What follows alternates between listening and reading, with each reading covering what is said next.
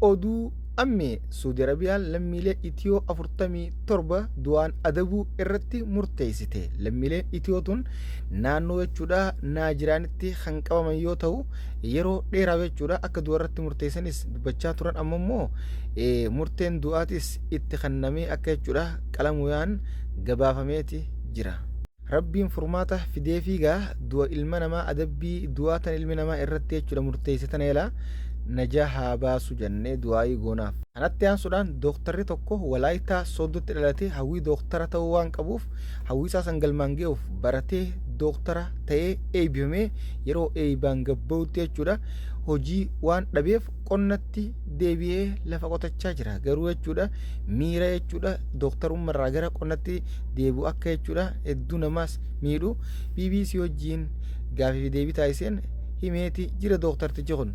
Garuu biyya teenya keessatti jechuudha dooktarummaarra qonni sun irra gaarii na fakkaata akka kiyyatti. Maaliif jennaan hojii qonnaa tan qottu sanatti lafteetti qottu sun lafa bishaanii lafa jechuudha margaa taanaanii carraa milkii si milkaa'uu danda'a jechuudha. Miindaan kan dooktaraa yookaan nama dhuunfaatiif haakima dhuunfaa hospitaala jechuudha faarmaasii jaan kana yookaan jechuudha haakima mootummaa keessa hojjeta kun miindaa jechuudha hanga tokko kan isaa qaxxarame qofa hanguma san fudhataa jechuudha. Ji'arraa hin dabalamuuf irraan irratu.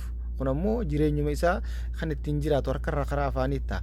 Wanni immoo jechuudha ifii qotatu kun ifiin daldalaas ta'ee naggadaas ta'ee kun hundi yeroo takkatti jechuudha carraan isaa ol ka'ee milkaa'uuf danda'a jechuudha waan jechuudha dalage san itti gurguratee. Dhugumatti biyya teenya keessatti jechuudha ogeeyyiin fayyaatii fi barsiisonnis miindaan isaanii akka malee xiqqaadha. Haa ta'u garuu mootummaan laalee dabaluu qabaaf jechuudha haala galatoonfatuun jechuudha galatoonfachaa miindaas dabaluu qabaaf jenna. Haasaa dooktartichi kun jechuudha BBC waliin taasiseen dhugumatti namoota hedduu jechuudha kan hawwii dooktarummaa dooktara ta'uu qaban dhibboota deebisuudha. Namni seenaa isaa tana jechuudha gaafii deebiinni BBC wajjiin taasise kana dubbise.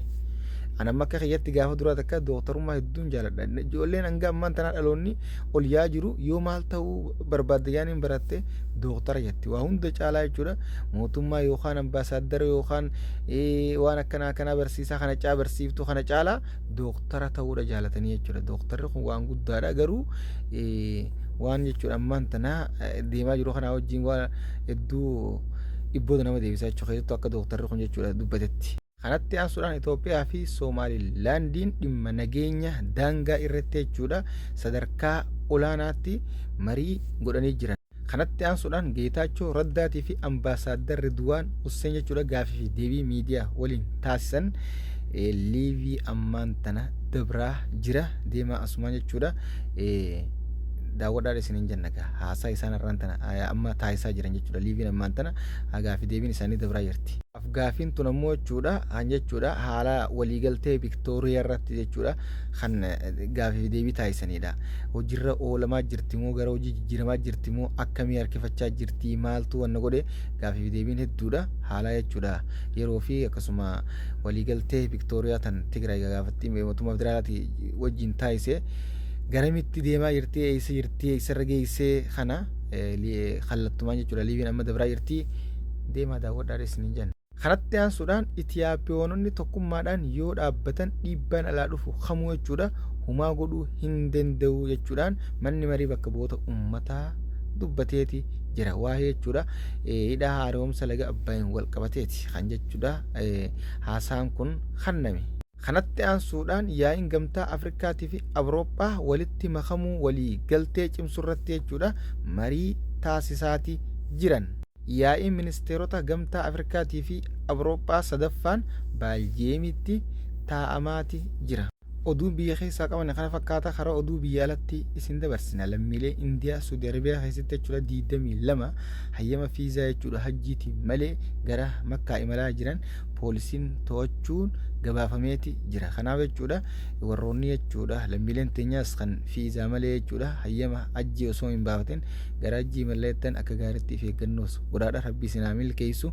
Ammoo jechuudha tarkaanfiin jechuudha poolisiin qaamni nageenyaa jechuudha warra fiizaa hayyama hajjii hin qabne irratti fudhachaa jiru akka malee cimaa dhufeeti jira jechuudha. Kanatti aansuudhaan Falastiin Gaazaa keessaa ari'uun gocha fudhatama hin qabne jette ministeerri dhimma alaa Jarman. dhugaa isiiti. Tiraamp jechuudha dheengadda Falastiiniif beekamtii biyyaa ni kannaaf jaanii jechuudha eegamaa ture. Biyyoota jiddugala kana dhufeetuma hanga naanno'eetuma waan chaayinaan jechuudha hojiidhaan hojjettee urkaa buuftee argattu maallaqa jechuudha galii inni deddeemeetuma haasaa xiqqoo taasiseetuma daawwannaa hojii godhee biyyoota araboota kana keessa deemee waa walitti qabatee akka nama dhugaan wanna kannutti ibsaa haareyaa fi dhimma gaaza irratti jechuudha dubbatutti waa guurratee walitti qabatee hotee ammaas akka jechuudha namoota miliyoona 2 maal tilmaamu gara Liibiyaa qubsiisuudhaaf karoorfatee dubbatameeti jira. Kanammoo Liibiyaan akka hin fudhannes diddee jirti jechuudha hekkachiiftee jirti. Amma walumaa galatti jechuudha lammiilee gaazaa jechuudha Falastiinota akka malee gochiinis gaa Israa'el irratti deebiin raawwachaa jirtu haleellaas itti fuftee jirti. Haa ta'u garuu rabbiin nasrii isaatiin dhaqqabee beekamtiis jechuudha kannee fi bilisa haa baasu kanuma du'aa goonaaf jechuudha addunyaan arraan tana jechuudha jechuudha biyyootuma takkitti gaazaa Falastiinuma tana jechuudha achi baasuu dadhabte ertee miti beekamtii kannitee fi murtee bilisa baasuu dadhabte hanga arraan tana wal afaan naannawaa jirtu tuni mirga namummaa kamiif dhaabbatti. Kana hungaa fi nama hundaati du'aa godhaadhaaf isin jenna ummata obboleeyyan keenya kan Falastiin gaazaa kanaaf. Kanatti aansuudhaan ajandaa sobaa kan dhiyeenya kana jechuudha gara chaayinaa fi dhageemaa jiru kana tokko isin himuu barbaade. Chaayinaan xayyaaraan jechuudha kan Israa'el gargaarsa namoomaa akka gaazaan seenne dhorgite xayyaaraan geessee buuftee fi nyaata jaan jechuudha viidiyoo oofaa turan san viidiyoon qabatamatti jechuudha bara 2022 waan haaraa miti jechuudha.